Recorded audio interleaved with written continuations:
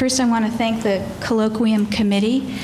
And they invite the speakers. We kind of confer on which speakers to invite. And so the Colloquium committee is Professor David Sedlak from College of Engineering, Michael Hanneman from College of Natural Resources, Professor Joe Sachs, Emeritus from Bolt Hall School of Law, and Professor Narasimhan, Emeritus from College of Engineering, and Matt Condolf from Landscape Architecture.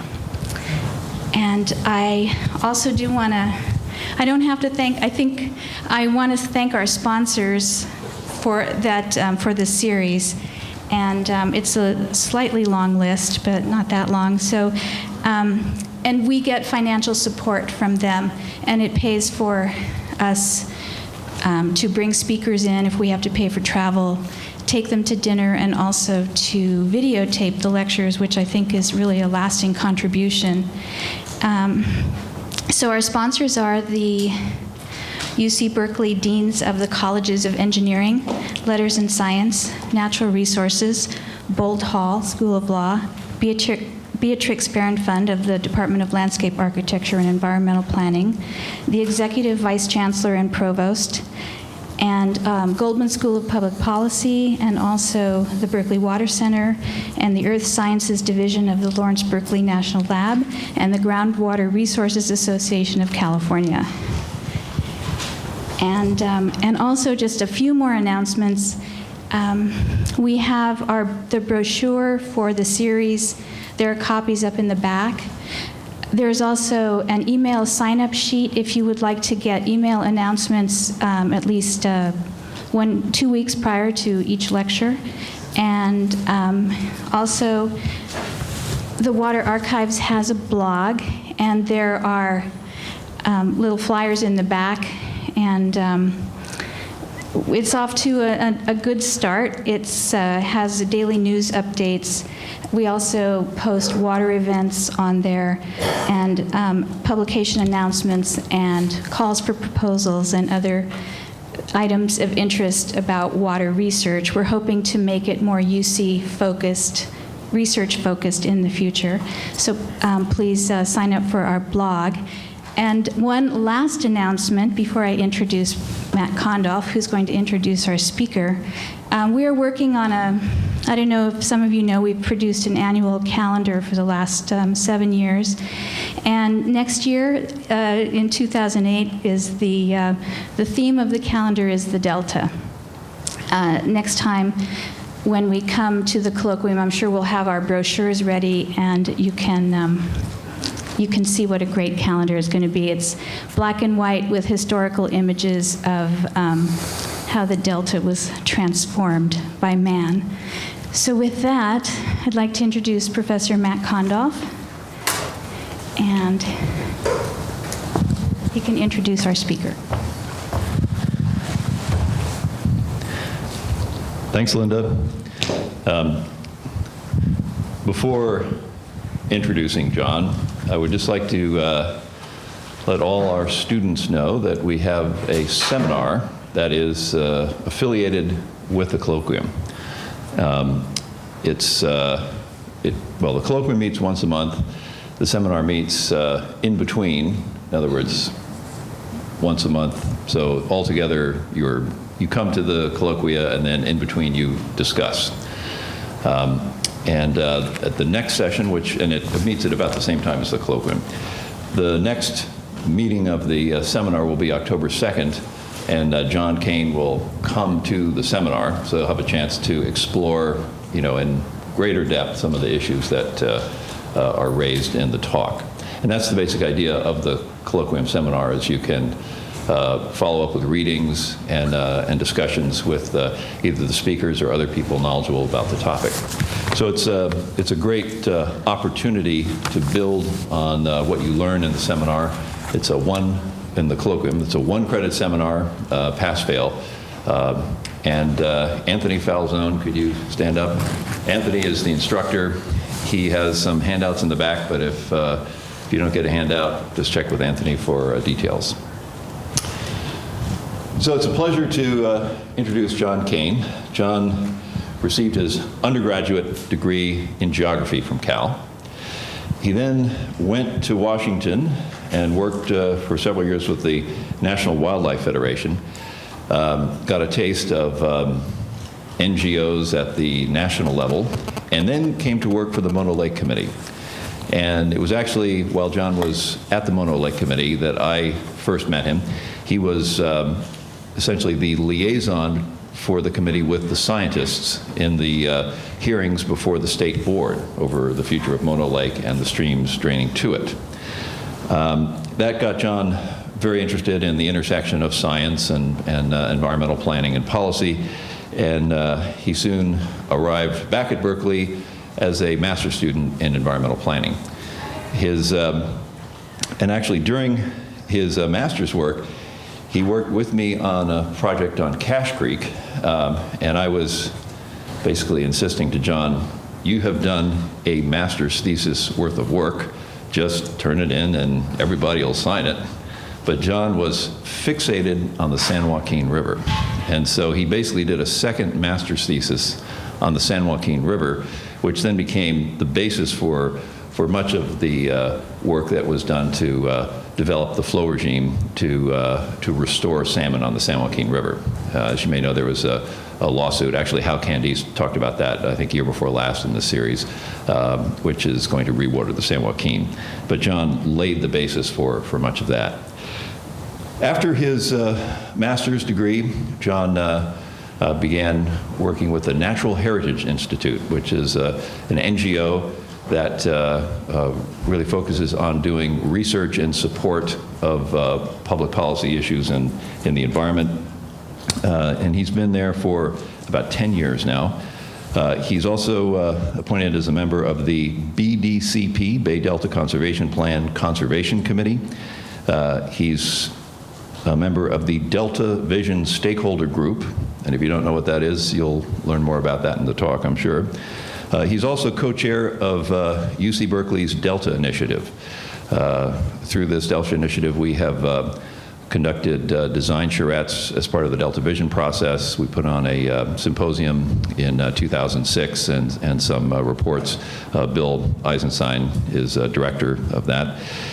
And John is also a member of a panel that is reviewing recovery and flood protection plans for coastal Louisiana. Issues in the Sacramento-San Joaquin Delta have been contentious for a long time. When I was first here in California as a master's student, it wasn't that long after the peripheral canal had been voted down. And there have been a lot of controversies associated around the Delta, but most of them have to do with water and fish. And for a long time, people have been sort of ignoring the fact that the Delta is urbanizing rapidly. It's the most rapidly urbanizing place in the state. Well, John has been very, very outspoken about this and trying to raise public awareness of this problem for at least 5 years. And I think it's largely through his efforts that this issue has finally gotten a bit of traction.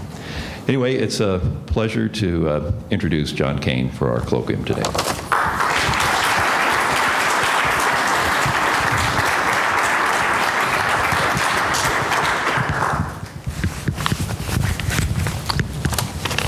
Thank you. Can you hear me?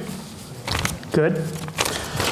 Well, a lot of very exciting stuff has happened in the Delta, is happening in the Delta right now regarding policy. And if you were here 10 years ago, you might have heard that same statement. But there really is there really are several new initiatives that seem like they may have some traction. There really does seem like there may be an opportunity for a consensus breakthrough. And in thinking about wanting to talk about the really up-to-date advances on these various initiatives, I couldn't really do them justice unless I gave you some background first on the history of the Delta, some of the problems that the Delta has faced over the last 100 plus years, and some of the historical efforts at reform of the Delta's problems, because it would be difficult to judge whether these new initiatives are likely to be successful unless you have some of that context. So first, I will review the history of the Delta, water project development in the Central Valley, problems that the Delta faces, and talk about what people did in the past and how successful those reforms were in the past. Before I get into talking about what I want to spend most of the time on is the initiatives currently at play. Right now, there's about 4 different initiatives that are very ripe, are happening, kind of unfolding in the next few months, and will develop significantly over the next couple of years. Events that you very likely will have a chance to play a role in. So with that, I'll start with this picture of the Delta wood print from the 19th century, when the Delta was really a very different place and provided a very different service for Californians. The Delta was the highway that linked San Francisco to the motherlode, to Sacramento. And so if you traveled through the Delta, if you traveled to Sacramento from San Francisco, you almost certainly went on a boat up through the Delta channels. And the problem then might have been that your boat got stranded in the Delta. And so they worked on solving that problem early on, creating all kinds of other problems. But because the Delta was this transportation highway between San Francisco and Sacramento, various economic developments occurred around the Delta, mostly agriculture, because it was on this road to market. And that was the early Delta. Here's another picture for, do we have a pointer, by the way? You can help me out with that, Matt. I saw a green light up there earlier. Green light's your pointer.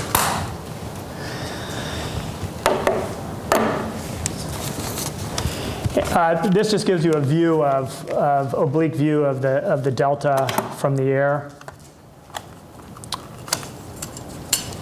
Perfect. And city of Sacramento's somewhere in here. The pumping plants that pump water to Southern California are somewhere here. The Antioch Bridge is here. The city of Antioch and Oakley and Brentwood are out here. And you can see in the distance the Mount Shasta and the Sacramento, the Sierra Buttes, the Sacramento Basin. The Delta was once 350,000 acres of freshwater tidal marsh that was reclaimed for agriculture under the Arkansas Act of 1850 and the Swamp and Overflow Lands Act of California Legislature of 1862 or something. And that kind of background is really important because when you go and talk to Delta farmers, they'll remind you about the Arkansas Act and how they got that land or how their parents got that land, grandparents, great-grandparents, with the sweat of, blood and sweat, and they reclaimed that land, and the government made a promise to them, and now you want to break that promise. And I was in this stakeholder meeting where Delta landowners started to make this argument, and then a member of the Indian tribe from the Sacramento Valley got up and said, "Don't you think about making that argument in front of me." It was really, he dressed him down for about 20 minutes. But you have to kind of acknowledge the history and the promises that were made to people or things that were taken from people when you try to undo some of the problems. Again, the Delta was really, in the 19th century, a crossroads, an agricultural center. Now we think of it as a backwater, but then it very much was a hub. Experienced widespread loss of wetlands due to the reclamation of farmlands. As a result of reclamation of farmlands, the actual diking and draining of these wetlands, the peat soils that the islands were made of subsided over time. And so now much of the Delta is several feet below sea level. From the late 19th century through the early 20th century, there were repeated flooding events in the Central Valley and the Delta, and every time there was a big flood, there would be a big rush in the legislature to change the way we make flood policy in the state. Sometimes they would actually succeed in getting some legislation that meant something. Oftentimes they didn't, but the one thing that has reoccurred for 150 years is every time there's a flood, the politicians say, "Damn, we got to do something about those levees." And a few years later, we seem to be back in that same place again. It wasn't really until the late 20th century, 1940, 1950, that the delta really became the hub of began to become developed for the water supply infrastructure of the state of California. And I'll talk a little bit more about that. So 350,000 acres of freshwater tidal wetlands. Even when I talk to tidal wetland ecologists, they sometimes don't really grasp what that means. I was out in the Delta with some ecologists that many of you might know who work in the San Francisco Bay, and we were out here in the vicinity of Oakley at the mouth of Marsh Creek. And I was explaining how we could do this great restoration project and grow cottonwood trees. And they said, you can't grow cottonwoods here. This is a tidal marsh. You can't grow cotton. Freshwater tidal marsh. The fresh water goes up and down every day, twice a day. But it's, so that makes it really unique right there in terms of a nursery ground. And vast size. This is a map that's put together by the Bay Institute. It's based on Brian Atwater's work from the USGS. And everything in this inner olive green is the intertidal marsh, and then it was surrounded by these seasonal marshes. And the whole up and down the Central Valley were these vast wetland marshes that were obviously very important for the ecology of the valley. Today, all of that wetland is lost except for the channels and a few remnants, but somewhere on the order of 98% of the freshwater tidal marsh that made up the delta is gone. Because the delta actually formed over the last 6,000 years as sea level rose, and is composed, the delta islands are composed of decomposed tules, or organic soil called peat. And when you dry out the peats through the reclaiming of the land for agriculture, you actually expose this organic soil to oxygen, and it subsides. It turns into CO2, goes into the atmosphere. And as a result, much of the delta is now many feet below sea level. The red on this map was put together by the Public Policy Institute of California with data from DWR. The red shows the areas 15 feet below sea level or more. All of the area that's colored on this map is below sea level. And what many people don't realize is this, so this is what it once was like, with wetlands up at the surface and maybe natural mineral soiled levees and these tule marshes. Some of the subsidence happened from wind erosion and burning and compaction, but most of it actually happened from CO2 actually fluxing into the atmosphere. So just destruction of the delta wetlands is actually a pretty significant source of atmospheric CO2. And this graphic shows that over time, all that's holding the seawater back are the levees, and that with time, what we can expect is to see these delta islands fail. This is from work that Jeff Mount and Bob Twist did, which I'll talk more about later. This is a picture of what the delta looks like from the air, and these levees are very subtle features. And in fact, when you're out there, you don't really notice them unless you're standing right on top of it. But all of the water would flood into, all of these lands would be flooded if it weren't for these very thin, fragile levees.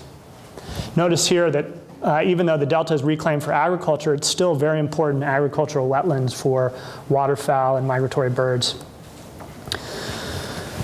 So again, enormous loss of wetlands. 20th century water projects in the Central Valley. First of all, I need to talk a little bit about the local projects that were developed to supply water for the East Bay and for San Francisco. The Central Valley Project with Shasta Dam, Friant Dam, the Delta Mendota canals that takes water out of the Delta, as does the Contra Costa Canal. And the State Water Project that was built in the 1960s along with Orville Dam, and eventually was going to be finished with the Peripheral Canal, which was defeated in a 1982 referendum.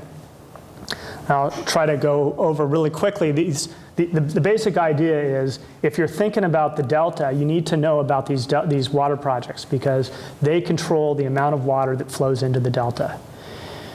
Either they control how much water flows down the rivers into the delta, or they control how much water is taken out of the delta and sent to Southern California. And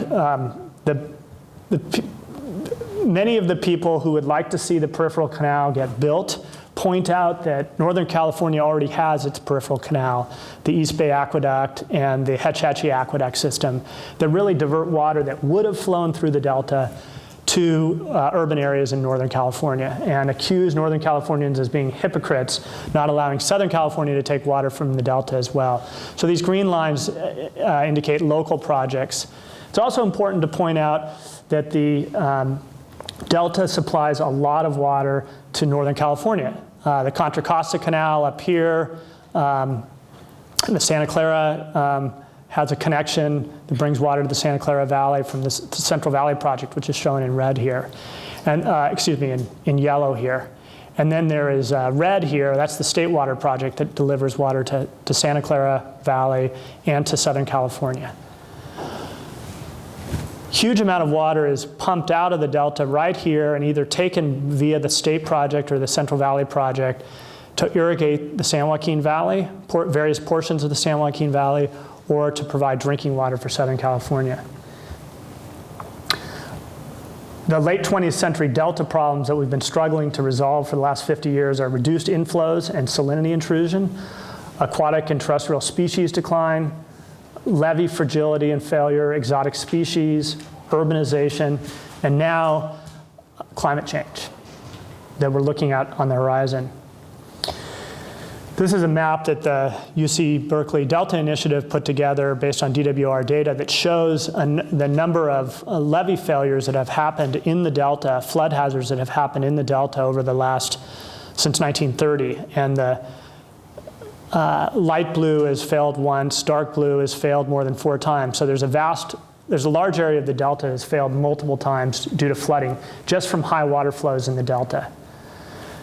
But there's also faults in Northern California. Not so many in the delta area, but of course, you know, a vast number of faults in coastal California and some small faults.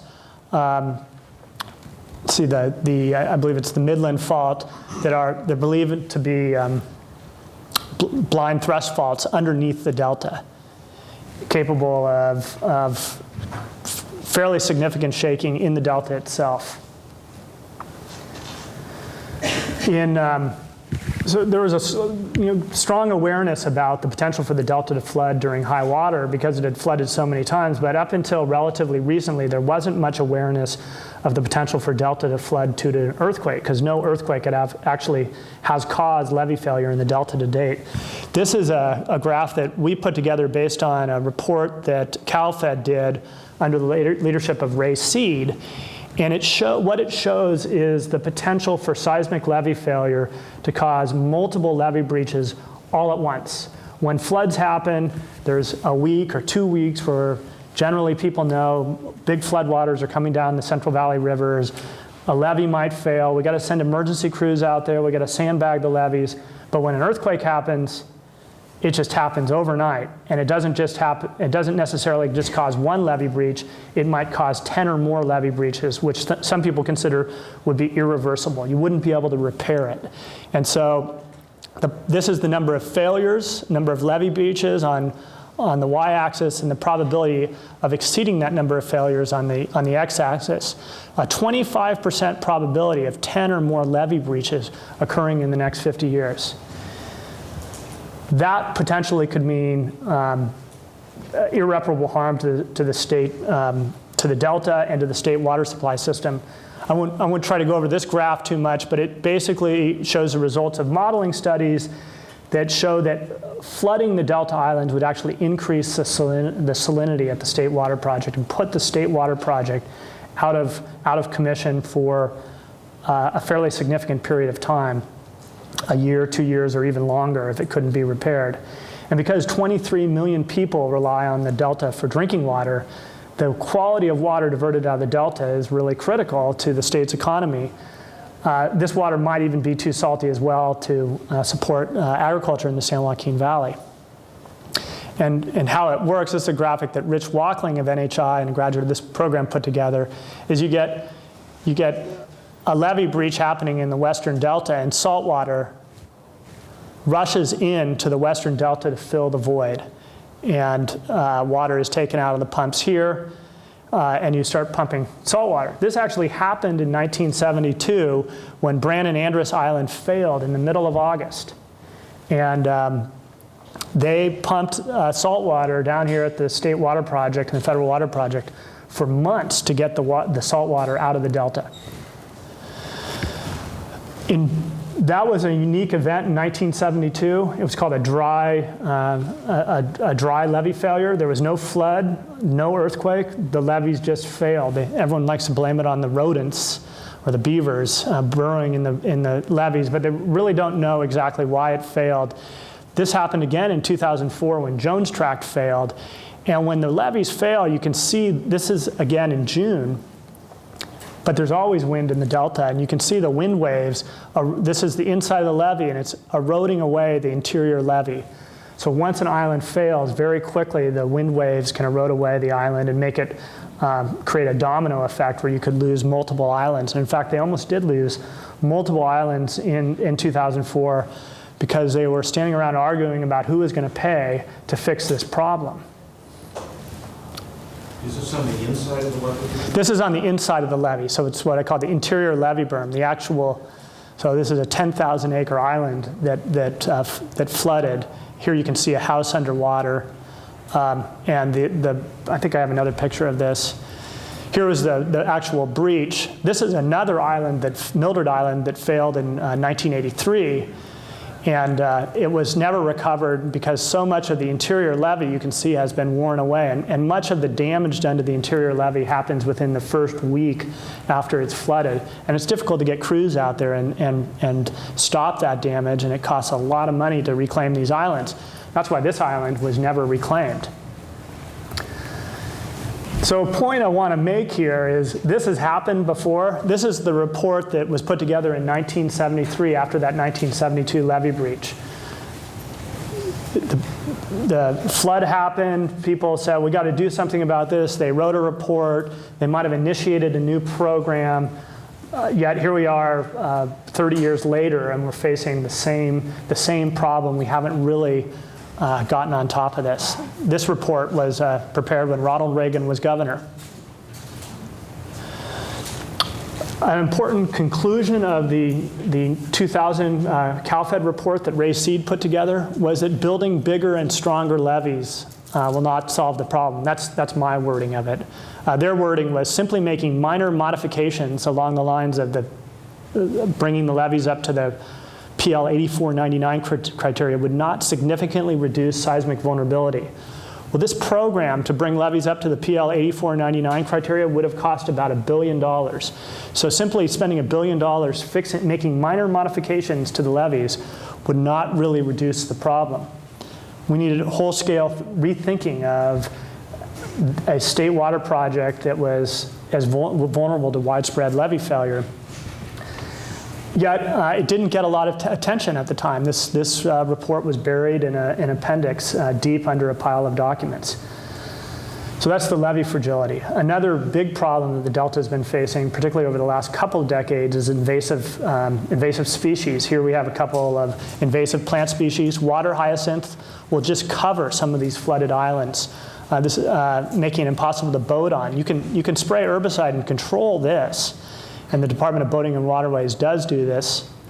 It's very difficult to control Brazilian waterweed that chokes up huge areas of open water in the Delta and make it impenetrable for boating, and also make it very hostile for native species because a lot of exotic predators like largemouth bass hang out in the Egeria. A lot of invasive fish species in the Delta that prey on or compete with native fish species, making it very difficult for the natives to survive. And the natives are already dealing with the fact that they've lost 98% of the wetland habitat in the system and major hydrologic alteration. Some of the native species, the Sacramento splittail grows to a size of about 10 inches.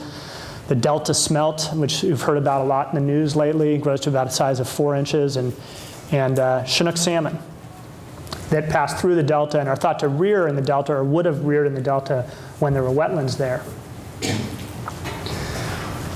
For years, environmentalists have correctly pointed out that, and farmers, that really one of the biggest reasons why the delta is under such decline is because of how much water is taken out of the delta. So this is the amount of water diverted out of the delta starting in 1956, or in the early 1950s, when the Delta-Mendota Canal went online.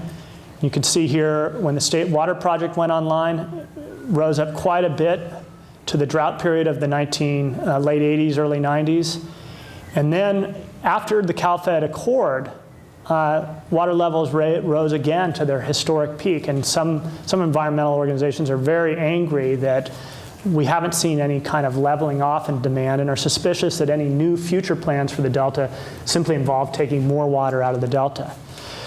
The bottom graph here shows the abundance of Delta smelt starting in 1967. And you can see that since the State Water Project, there's a pretty good trend in declining numbers, and the last couple years have been significantly lower than 2004, the lowest numbers ever by significant amounts.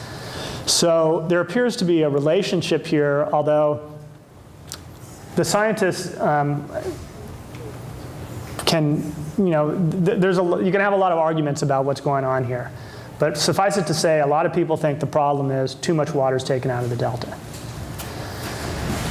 One thing that's received very little attention until recently is how much the delta population has been growing and the potential of urbanization around the delta to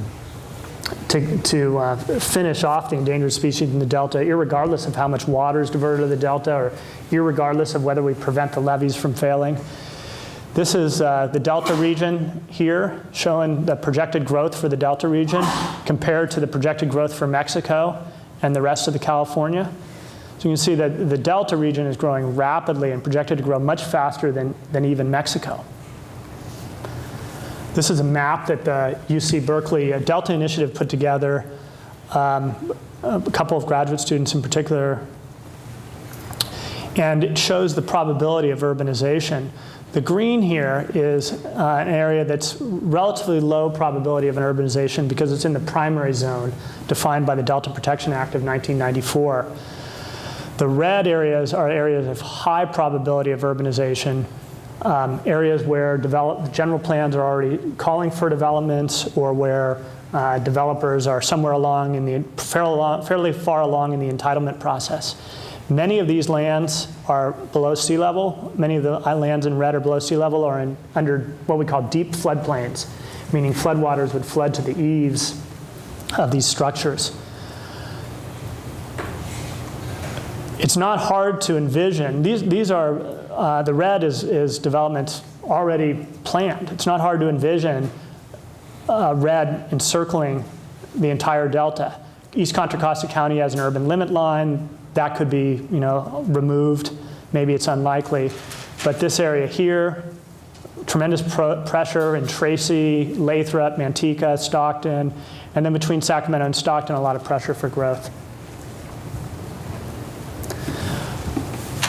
I'm going to talk a little bit about a couple of these projects. This is, first I'm going to talk about a project in Oakley, and then I'm going to talk about a project in Lathrop called the River Islands Project, to give you an idea of the flood dimensions of these projects. So Oakley's out here. I actually worked on a project, getting a project together called the Dutch Slough Restoration Project on 1,200 acres of land that's situated right here in the city of Oakley. To buy this land, and we got the state to buy this land for $28 million. It was slated for 4,500 homes. And the city of Oakley, some of the city council members were opposed to the Dutch Slough project because it would take developable land out of the city of Oakley. And the city of Oakley really needed to develop a tax base. They were a newly incorporated city. They had poor services. So after we made an agreement with the city of Oakley and got state funds to buy out this farmer who had rancher, dairyman who'd been there since, his family had been there since 1849. The city of Oakley decided to annex this area here known as the East Cypress Project, or Hotchkiss Tract. Hotchkiss Tract's an average of 5 feet below sea level. And the city justified annexing it because the county had already permitted one large development in this area here called the Summer Lakes Development. The city's plan, so the Summer Lakes development is right here. The city's plan was to build another 4,000 units on the rest of the parcel. And so these show different neighborhoods, single-family housing, multifamily housing, and even a couple of public schools, which 3 public schools, which I don't think are illustrated on this. But again, this is all 5 feet below sea level. But it's actually 8 feet below mean tide or high tide in the delta. This is a picture. If you look at Google Earth, you'll see a lot of these. These are delta islands, and you can see the levee here, and you can see the levee there. You can see the levee ringing here. What we see here, this is a place where the levee breached in a previous flood event, and this is about 1,000 feet or 1 or 2,000 feet in here, these scours that are formed when the levee fails. This is potentially what could happen, not unlike Hurricane Katrina, if a levee were to fail, the kind of scouring you could have because the water elevation is so much higher than the land elevation. When it pours in literally like a waterfall and scours everything in its path. When I said when the levee were to fail, not if the levee were to fail. William Hammond Hall, who was an early landscape architect that worked on designing this campus and also Golden Gate Park, and later went on to be the architect of the state water, developed the data and the conceptual plans for the state water project in the late 19th century. He wrote a report to the state legislature in 1882, and he said there's 2 kinds of levees. Those that have failed and those that will fail. And the reason being, and this is talked, I'll get to this in a second here with another graphic. Here is Hotchkiss Tract. This is an actual topography of Hotchkiss Tract. The blue represents all that area. Let's see here. The blue represents all that area below the mean low tide. Well, what's not showing up here is this blue here is the intertidal elevation, and then up on top, which is not really showing up, is the floodwater stage. And this is an average elevation of -5 feet across here. So this is what it would look like if your house was out there. If you had a 2-story house, it would be flooded to the eaves if you were in one of the lower spots. Because at flood stage, which is difficult for you to see here, floodwaters can be up at 6 or 9 feet above sea level in the delta. I'll take you to River Islands now. So Oakland, the 580, Lathrop, Stockton area. River Islands is designated in red here, and it's a master plan community for 11,000 homes, 35,000 people in Lathrop, on the San Joaquin, where the San Joaquin River flows into the delta. And it is different than the Hotchkiss Tract project. It's not below sea level, but it's below flood stage, many feet below flood stage. So it actually sits at elevations between 12 feet and 3 feet above sea level. But flood stage is somewhere around 25 feet at River Islands. So if the levee were to fail here, or perhaps I should say when the levee fails here, again, even though it's not below sea level, you can have 2-story houses flooded to depths of 15 feet out here. So the thing that's so illogical about this is our flood management policy. Why do local, state, and federal governments allow people to build below sea level? And it's because because FEMA has some faith, or the regulatory permitting process is based on the assumption that these levees won't fail, or so it's best told with the story of Bill and Bob. Bill here lives below sea level or very deep floodplain, but he's behind a 100-year levee, and so is mapped. According to FEMA, he is out of the floodplain and does not need to buy flood insurance, even though failure of the levee here would be catastrophic for Bill and all his neighbors. Bob lives up here relatively high up. His house is built up 3 or 4 feet above the ground surface, But maybe every 100 years his living room carpet gets wet. He's in the 100-year floodplain and he has to buy flood insurance.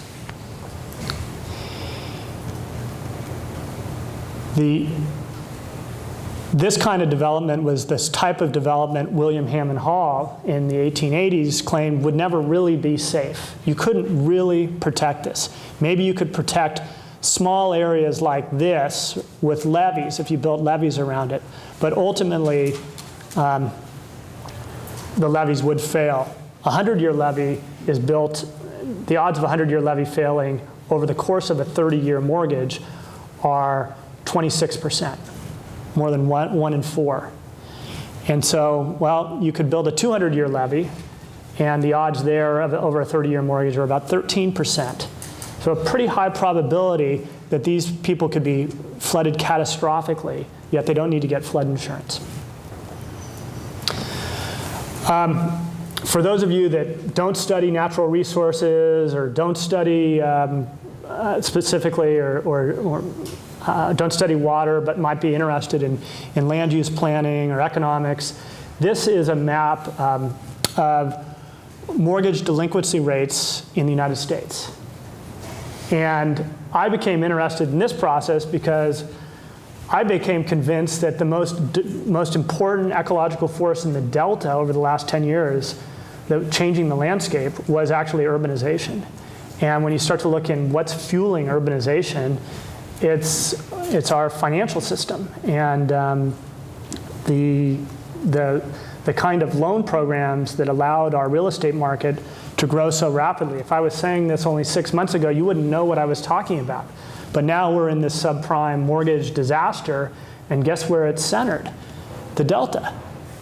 San Joaquin County has a higher foreclosure rates than, second only to Flint, Michigan, roughly the same, and above Brownsville, Texas, a border town. Merced County is a little bit higher, where everyone speculated on houses at UC Merced. And if we had broken out eastern Contra Costa County, you would see equally high levels, or southern Sacramento County. So the Delta is the epicenter of these foreclosure patterns, and it shows something about the flimsy nature of the demand underneath the urbanization that only until recently seemed unstoppable in the Delta. And it also gives an idea of some opportunities we might be able to have in the next decade to protect the next wave of urbanization from happening again. But I encourage the kind of interdisciplinary study where ecologists actually communicate with people at the business school who are interested in protecting open space, because you might get ideas about what might be happening a decade ahead and be able to act strategically. This is a study that Acorn just released yesterday, and it's the social dimensions of this problem. This is metropolitan areas with increased exposure due to high loan costs, or who were the people that were getting ripped off with these high-cost loans. Again, they were highly concentrated in the Central Valley. The orange color is 35 to 45% of these high-cost, subprime, usually subprime loans, oftentimes given to Hispanics and African Americans through fraudulent practices. San Joaquin County, 46% of the loans were in this high-risk, high-cost, exploitive category. So what's the problem with urbanization in the Delta? I haven't talked about all of these problems, but number one, it undermines the Delta levee maintenance program to some extent. There's a certain amount of money available to maintain Delta levees, to the extent that one needs to focus more efforts to protect people in harm's way. It steers money away. Reduces water supply yield from upstream reservoirs. The reservoirs in the system are managed for water supply and flood control. And the more you build in the floodplain, the more the Army Corps of Engineers, who makes rules for operating the reservoir, will err on the side of requiring more space in the reservoir for flood control and less for water. That means less water is stored from year to year in the reservoir, and more empty space is left in the reservoir to capture floods. Questions about how it will degrade drinking water quality. If there's urban development in many parts of the Central Valley, it's possible to discharge the stormwater into dry wells and filtration basins. In the Central Valley, in the Delta itself, it's very difficult to do that because groundwater is at the surface. You can't create an infiltration wetland very easily because it is already at the surface.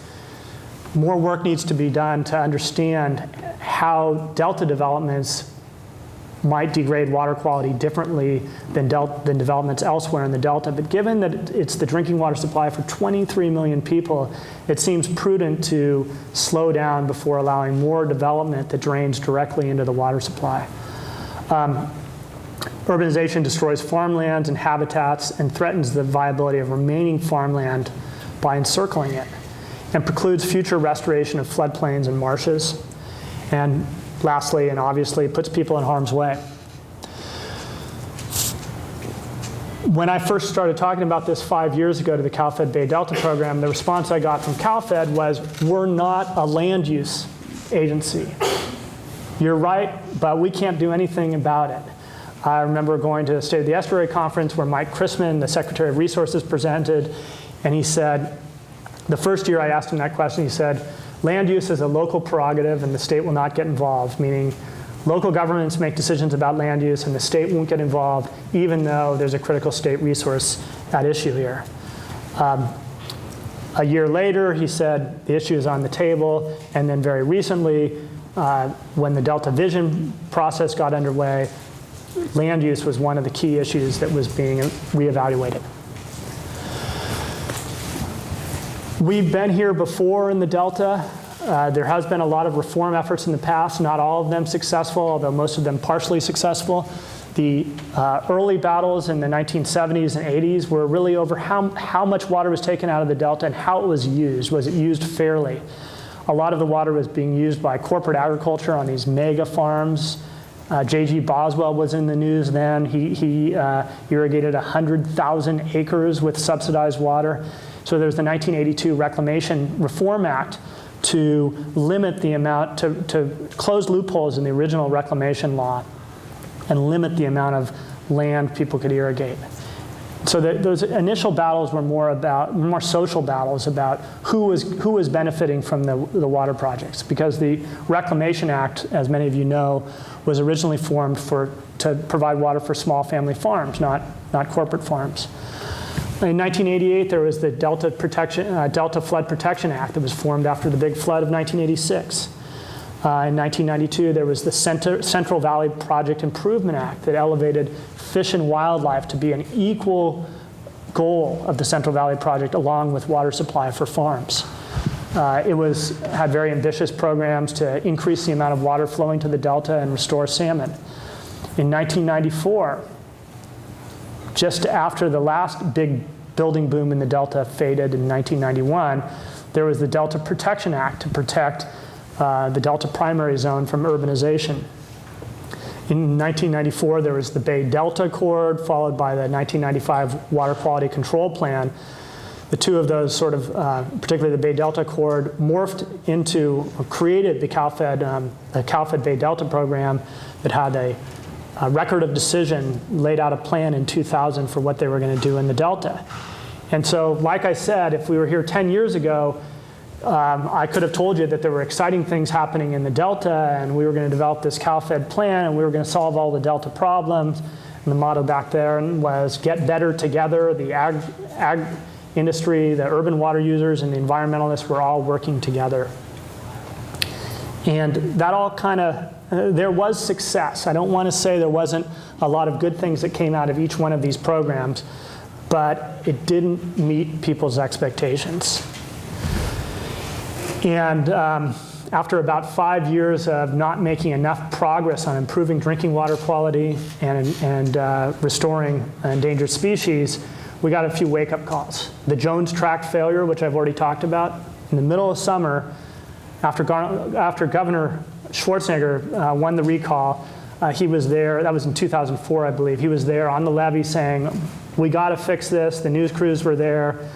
At that same time, Jeff Mount from UC Davis and Bob Twist, emeritus professor from the Landscape and Environmental Planning program, put together a paper on the vulnerability of the Delta. It wasn't really a new paper. It was restating in a compelling way some of the work that had already been done by Ray Seed and others showing the vulnerability of the Delta. But Jeff Mount tirelessly went around the state talking to water agencies and Chamber of Commerce and anyone who would listen to him and give his Professor Gloom, he used to call it his Professor Doom and Gloom speech. And it was really the perfect storm. He started giving that talk right after the Jones Tract failure, and he said, I've had enough of this hog wrestle, that's what he called it. And just when he said that, Hurricane Katrina hit. And people really noticed.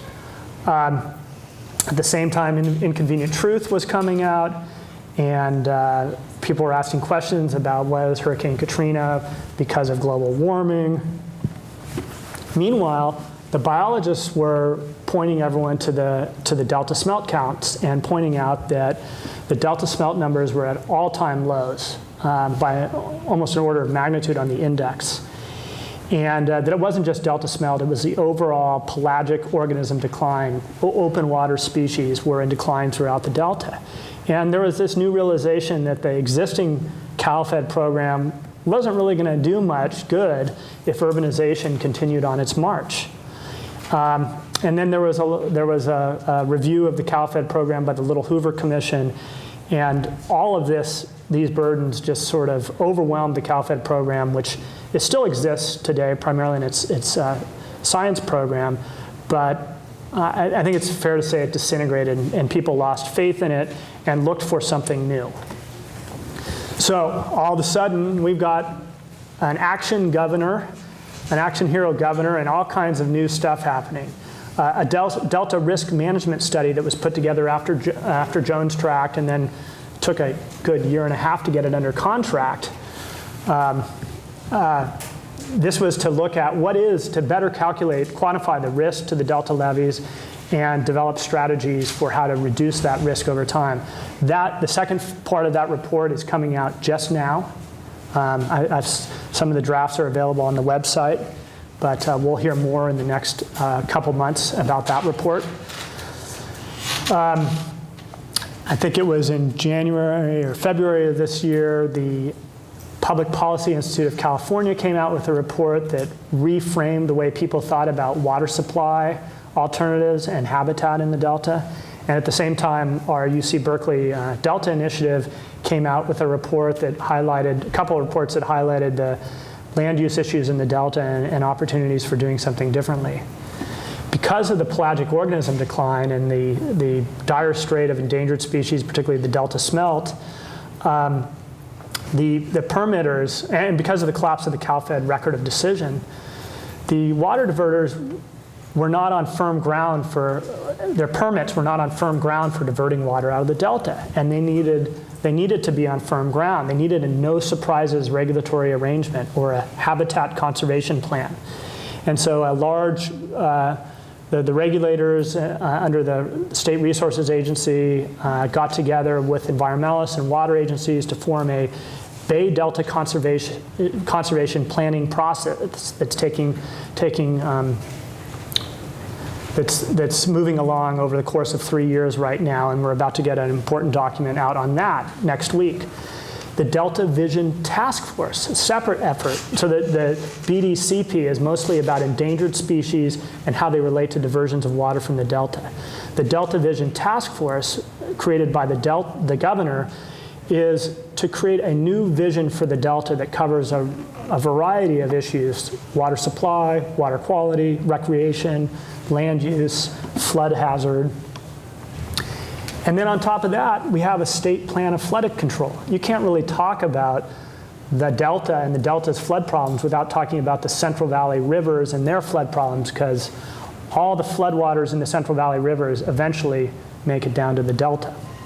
And last November, we've got a $6 billion in water bonds, through a water bond and a flood bond. So a lot of new stuff. The legislature just last week passed a new legislation on the state plan of flood control and some restrictions on land use, which I can answer questions about afterwards. And the state budget allocated somewhere on the order of the first $700 million for the flood program, and there's additional money being authorized right now for use in the Delta. But over the next couple of years, this next $6 billion will probably be appropriated based on these various planning efforts. This is a little bit redundant, but here is some of the results of the DREAM study. Areas in red have more like a, instead of a 1 in 4 chance of flooding in the next 100 years, they have more like a, I can't do the probabilities, but large areas of the Delta have very substantial flood hazard in the years ahead just from flooding. With earthquakes on top of that, you can see the possibilities of large areas of the Delta going out. One thing that really got the governor's attention was an early Delta risk management study that analyzed what 30 levee breaches would do to the state water project. Salt water would rush into the Delta. If you weren't able to repair these, and it would be very difficult to repair these in any timely fashion, if ever, you would put the state water project out of commission for a year or two on the optimistic side. More likely, what that would result in is, I believe, is an emergency excavation of a peripheral canal to just go around the Delta and take water out of the Sacramento River, bypassing all of this salt water and leaving 100,000 acres flooded. What this would do for endangered species would probably be decimating to endangered species, but we don't really know. All of these islands would be flooded, shallow islands, and they'd probably be invaded by invasive species. This really got the water districts, particularly the Metropolitan Water District, when they saw this, their board of directors saw this, they said, what are we doing about this problem? I don't know why they didn't ask that in 2000, because we knew that. But something about the Jones Tract failure and Hurricane Katrina and changes in leadership got them to ask that question. The Public Policy Institute study did some, I'm going to do them a little bit of a, it's an excellent report, I'm going to do them a little bit of a disservice.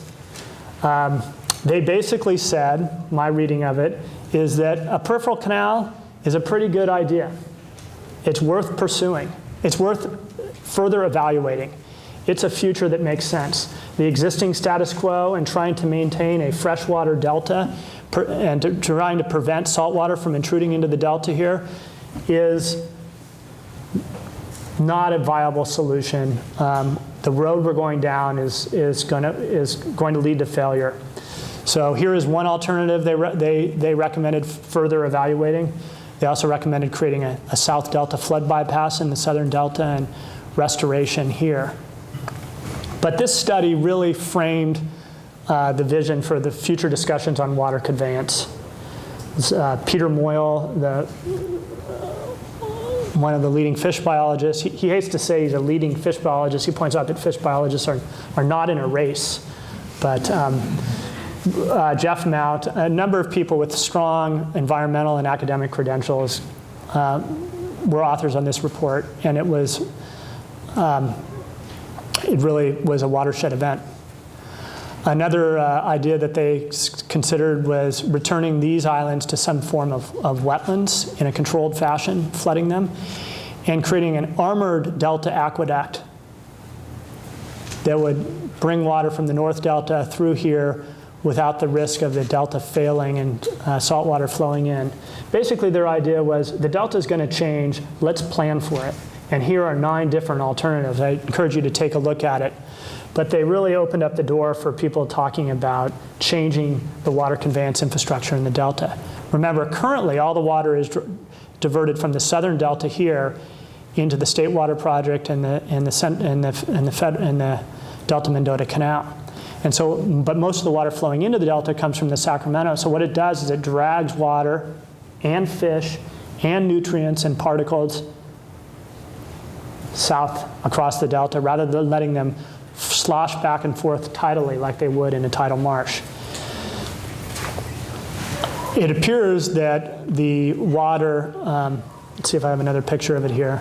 It appears that the water that entrainment of nutrients and fish at the delta pumps is one of the main reasons for the pelagic organism decline. The residence time in the delta, the amount of time that the delta water sits in the channels is relatively short because when the pumps are on. If the pumps were not on, the water would slosh back and forth, having a high residence time for more time for primary productivity. But with short residence time, fish and nutrients are sucked into the pumps. The UC Berkeley Delta Initiative, on another front, was thinking about what the delta might look like, how to frame the vision from a land use perspective, and envisioning the delta as Central Park of, in the year 2100, in a megalopolis from Sacramento to San Francisco, perhaps the delta could serve as that open space asset. The Delta Initiative, led by Bill Eisenstein, who's here tonight, also put together a charrette where we invited stakeholders and got them to put their ideas for a vision for the future of the delta. The only reason we were able to have that charrette and it was so successful is we didn't talk about water conveyance. It was too contentious an issue. We said, let's stop arguing about water conveyance and let's talk about an issue where we might be able to get some consensus on. And 4 different groups one day of 5 or 6 stakeholders put together different plans for the delta that show quite a bit of restoration of wetlands in the central delta and ideas for reinforcing the highway and power line infrastructures that move through the delta, something I haven't talked much about, but a lot of infrastructure crosses the delta. If the delta levees fail, we would know it here in the East Bay because our aqueduct goes along this corridor. Major floodplain, flood bypass restoration in the north part of the delta. Getting people to put their ideas down on a map. Up until this date, there had been very little work of getting different interest groups to actually express their ideas on a map. And the Delta Initiative made a big difference along with the PPIC report in getting people to do that. The Metropolitan Water District, remember I told you, they woke up when they saw, what if we had 30 simultaneous levee breaches? What would happen to the state water project? And they came up with some innovative ideas that they put on a map.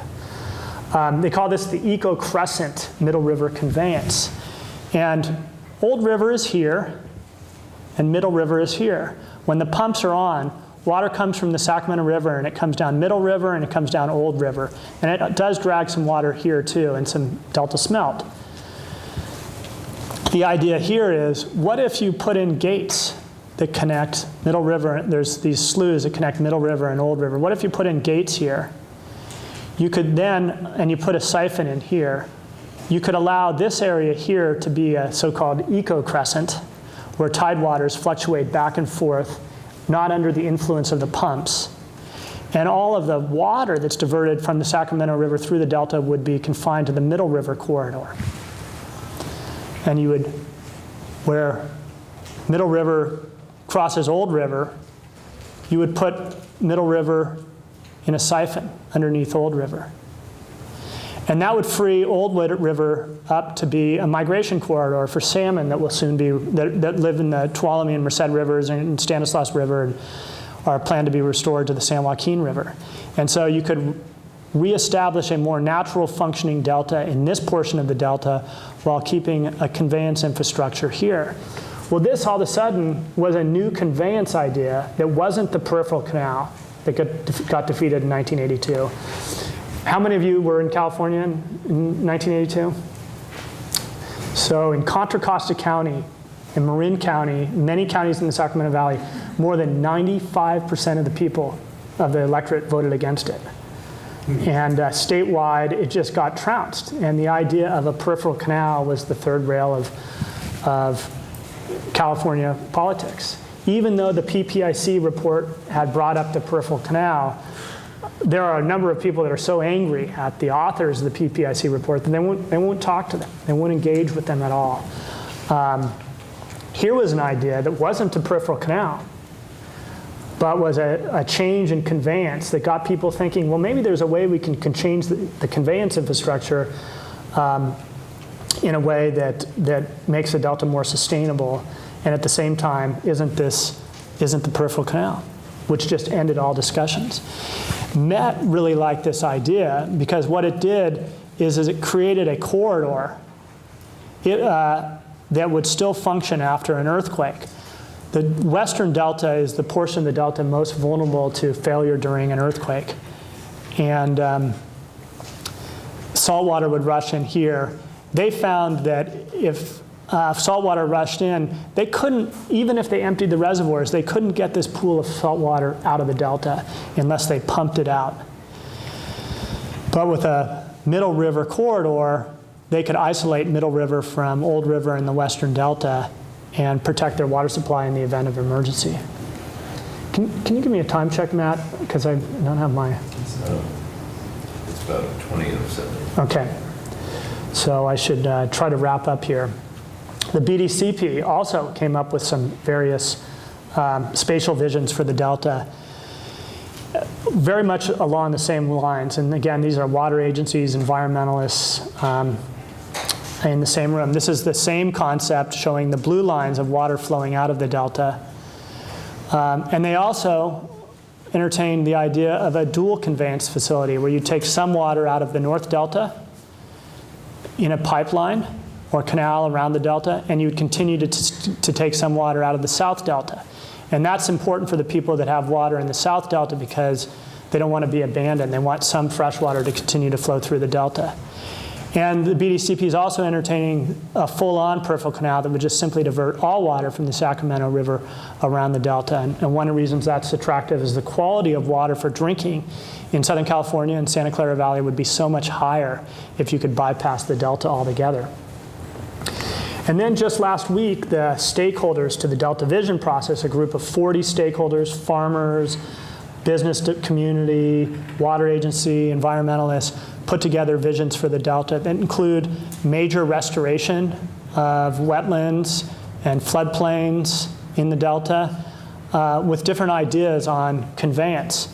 This one just includes that first idea of a middle river conveyance idea with the eco-crescent here along the old river.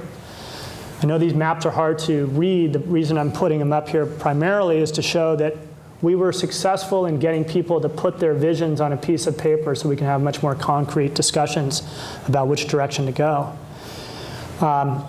This is another vision that also envisions this middle river corridor with a restored old river eco-crescent, but contemplates a peripheral canal. And the idea is this is resilient adaptive delta, action-oriented decision-making. That today we will go ahead and we'll try that middle river conveyance system with a siphon.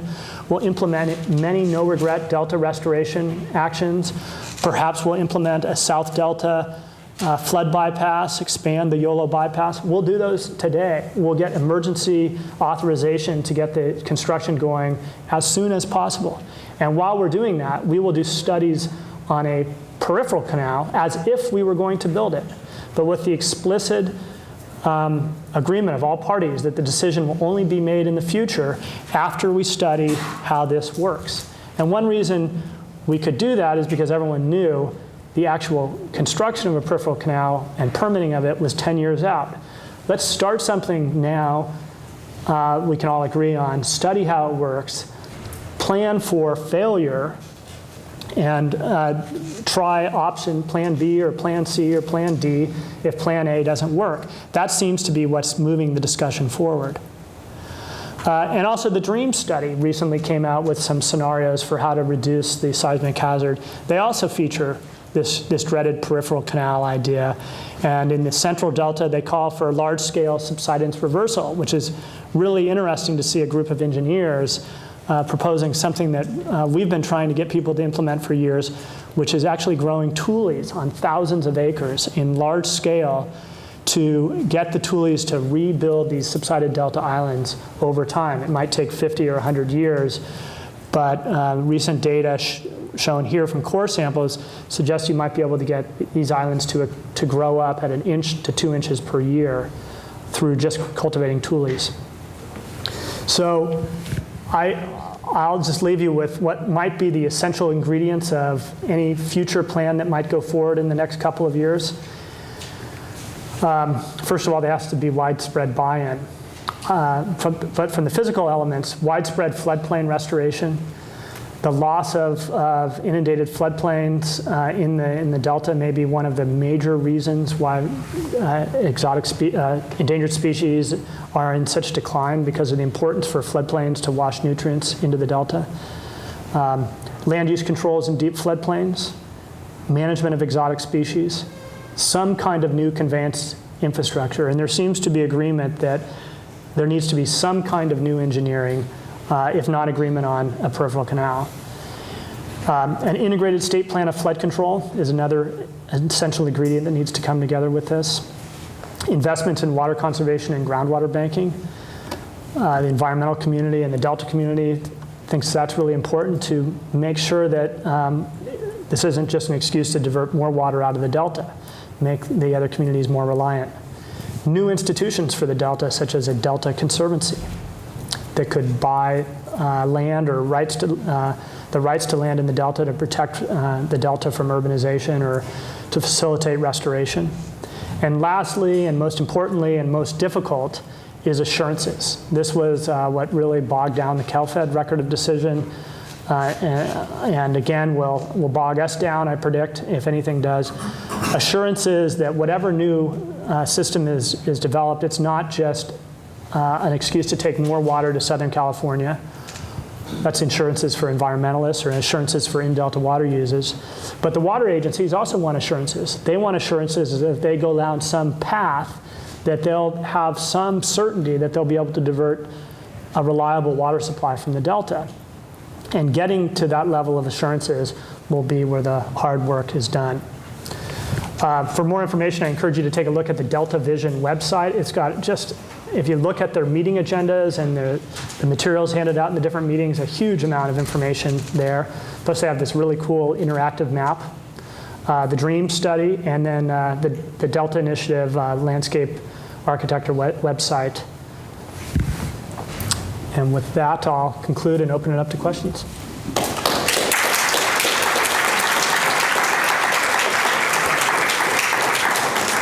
Can you put the last slide back up, please? The website. Oh, the websites, yes, that's a good place to leave it, you're right.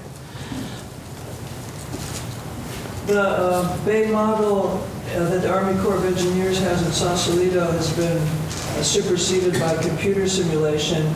Should the Bay model be a Delta model? So the question is, the Bay model that the Corps developed in Sausalito has been superseded by computer animation, and should we make that model into a Delta model, a physical Delta model, I guess? And I'm not a modeler. I have spent quite a bit of time with the folks at RMA, a consulting firm that developed this three-dimensional, hydrodynamic model, a two-dimensional hydrodynamic model for the Delta. Really an impressive tool. Spent huge amount of time getting that model calibrated for existing conditions in the Delta. My understanding of the problem with the Bay model is it doesn't really accurately represent how the Bay works. It's a large physical model, and computer models can be calibrated much easier. Even computer models, we have a big challenge of we can calibrate them to existing conditions, but you have to ask how reliable they are for predicting how the Delta will behave in under radically different configurations or conditions. So I guess I should have given you the short answer was no. I think the computer models are pretty darn impressive, particularly the one for the Delta. And but as impressive as it is, don't put all your eggs in that basket. Larry? There's two categories of water demand that we're talking about here. One is for urbans in Southern California, and you could argue they certainly have a political clout on their side, and you might even argue that they have a moral right to quality drinking water. On the other hand, the great majority of the water is used for farmers, many of whom make no sense at all, like Westland's water district. Is there any way of separating the water that goes to urbans, which I would support myself, from the water that goes to farmers, maybe let the farmers continue to use Delta water and give better water to urbans in Southern California? So there's two kinds of, the question is, there's two kinds of water that are diverted out of the Delta, water for agriculture and water for drinking water. And is there any way that you can separate the diversions of these two waters? Because there is this problem that when you pump out of the Delta, well, Southern California and Santa Clara Valley and Contra Costa want higher quality water, and it's hard to get it out of the Delta. That's why Southern California and Santa Clara want a peripheral canal to take water out of the North Delta, directly out of the Sacramento. And in the past, there's been arguments that from a drinking water quality perspective and an environmental justice perspective, we need to pay attention to that argument. It's very difficult to get good water out of the Southern Delta separate from, so there's a problem of the two waters mixing, and a number of people have brought that up.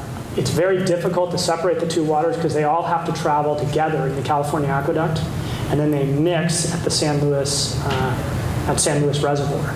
And so if you pump water for agriculture out of the Southern Delta, and you take a small intake for urban water out of the Northern Delta, you still have difficulty getting it down the California aqueduct and through San Luis Reservoir.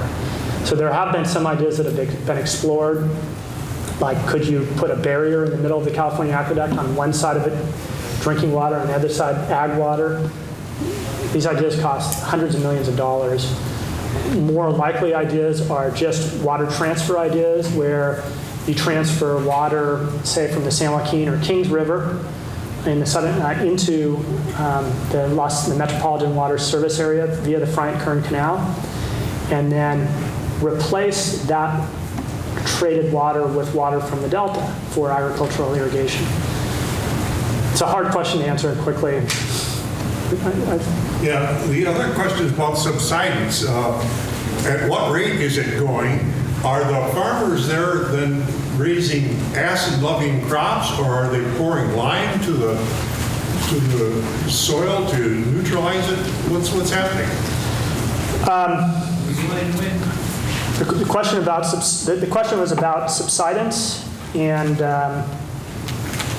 let's see if how is it continuing to occur, and why? Well, at what rate, and do they try to neutralize the soil, or are they just farming acid-loving crops? So at what rate is it occurring? Most of the and is it because of the crops they're growing? I can't answer the crop question, but I can say that most of the subsidence is happening in the central delta, where the soils are red here, right in the central delta, and perhaps here as well. The DREAM study did a nice analysis of where the subsidence is occurring. It continues at, they believe, at 1 to 2 inches per year, but they don't have good data on that. That data just extrapolates how much elevations change between different USGS surveys.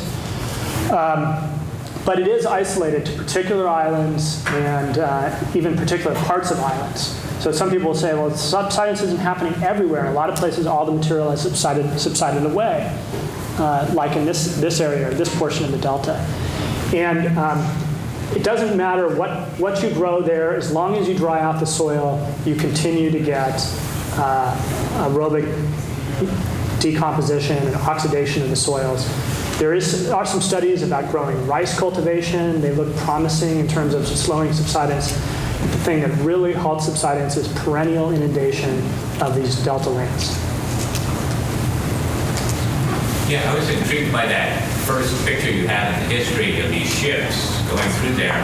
And historically, hasn't water that has been navigable, the land underneath has been held in public trust, and how to get through an entire presentation like this and not mention the public trust with regard to both water rights and public rights in this area. Okay, so the public trust. Yeah. Navigable waters, the beds of navigable waters are owned by the state in public trust. It dates way back. A lot of you know about this. Why doesn't this apply to the Delta? I don't know exactly. What I want to know is when the public gave up. That's what I'm not to get at. When did the public give up the public trust rights in the Delta, and why can't we use the public trust doctrine that we used at Mona Lake to reclaim the Delta for ownership by the people of California? Well, remember, I think it's complicated. The answer is complicated, but if I asked a Delta farmer, he would tell me the government gave us this land in 1850 with the Arkansas Act, and we reclaimed this land and we made a deal with the government. How the federal government could give away land that supposedly belonged to the state, right, because it was under the navigable beds of water, and no one ever legally challenged that, I don't know. But they did that all over the country. And I think that would be an interesting thing for people, law students, to look into, is why the Delta seems to have escaped any kind of public trust claim. Rocky? Does the state of California receive money from the Department of Homeland Security? Because it seems like this is an obvious target for terrorist activity. Does the state receive money from Homeland Security for Delta Vision? Not that I know of.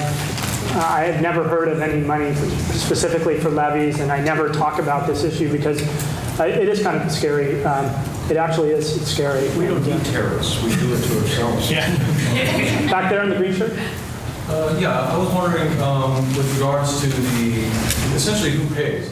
It seems like through all this, kind of important thing is the beneficiaries of the pumping is Southern California farmers. But all this work, I'm assuming, is going to be paid for by the whole state. Is that right? So the question is, who is going to? I forgot to show you that the last slide I showed you of the DREAM study. I think it was on the slide, an estimated cost of $25 billion to fix the Delta. It's just a ballpark number. Don't take it too seriously. Who's going to pick up the tab? Who's going to pay is the question. Shouldn't the beneficiaries pay? That's an argument, particularly environmental defense, an environmental organization has effectively made over the years, that if you want a dam, fine, you got to pay for it. And that seems to reduce a lot of demand for dams. In the Delta, it really is complicated because there are a broad number of beneficiaries. We all benefit from the fact that there is wildlife habitat in the Delta, and if we let the Delta levees go, we are all losers, and future generations and species are losers as well. Northern California and Southern California, Northern California gets water from the Delta as well. Our economy is connected to Southern Californians. But figuring out who is going to pay for the overall package of reforms is going to be a big part of the issue that I mistakenly left out. And as part of the Bay Delta Conservation Plan, there's an acknowledgement that the water agencies are going to pay for a big part of the plan to change conveyance and other conservation measures that are necessary to recover endangered species. So there is already some level of agreement that the water agencies have a large responsibility for paying. They are the ratepayer, but that just means the ratepayers will pay. Should the East Bay Mud ratepayers pay too, because they got their straw in upstream of the Delta? I think that's a fair question that Southern Californians will ask. Front here. I don't know if you'd be the best person to answer this question, but there's a hydrologist who teaches at Berkeley Extension, Ron Ott, who is somehow affiliated with California. So the other sort of very little secret that nobody knows about is there's only one contractor that is either able or willing to do levee repairs, major levee repairs. So he said it's not just a matter of, the Jonestown knows if you have 4 or 5 major breaches, they really don't have the resources to repair them in a timely fashion anyway. And I don't know if you're... Yeah, so that's an interesting point, that if the Delta levees were to fail, there is really only one contractor that has the barge capacity and the material, the rock, to fix these breaches. And in the event of a massive levee breach, we only have one or a limited number of contractors to call in. And that's one reason why people believe that 10 or more levee breaches would be irreparable, because we simply don't have fill material or the barge capacity or the technical know-how to respond that quickly, or even the institutional arrangements in place about who's going to pay so that people can be on the ground responding quickly to the problem. That's a big part of the problem. Yeah, with the map we had showing all the urbanization occurring around the Delta, I just wonder how does the 10-year out visions come true with that kind of urbanization going on and don't preserve the right-of-way in some way? Meaning that's going to be gone, it's going to be extremely expensive to have some of these alternatives implemented if there are areas that you want to build on that are urbanized. So the question is, with all of this urbanization, isn't that going to foreclose options and make it very expensive to achieve any of these visions? And the answer is yes. It's a huge problem. But the one silver lining is that there are many developments that were never built. And the real estate market is really slow in the San Joaquin Valley right now, and there's a possibility that hopefully the Delta Vision will make some sort of arrangements to protect these lands from being developed and keep those options open. How they do that, I'm not sure. On that note, I think we'll close out the questions. It's 7 o'clock, and John has done a spectacularly good job, and let's thank him again.